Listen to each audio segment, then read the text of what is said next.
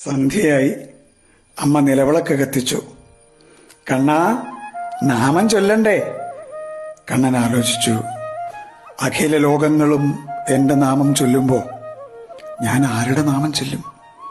പൂതനാമോക്ഷം കഴിഞ്ഞപ്പോ ആ രാക്ഷസിയുടെ മാറിൽ നിന്ന് ഗോപികമാരെന്നെ എടുത്തുകൊണ്ട് ഓടി.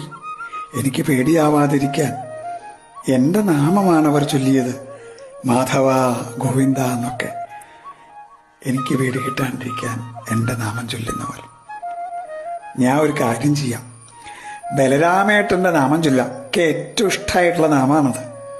നാമിയും നാമവും ഒന്നായവൻ നാമം ചൊല്ലാൻ വിഷമിക്കട്ടെ. നമുക്ക് നാമം ചൊല്ലാലോ. കൃഷ്ണായ നമ, ഗോവിന്ദായ നമ, ഗോപീജനവല്ലഭായ നമ, പരായ നമ, പരംപുരുഷായ നമ. കണ്ണാ കണ്ണാ കണ്ണാ കണ്ണാ. കൃഷ്ണ ഗുരുവായൂരപ്പ.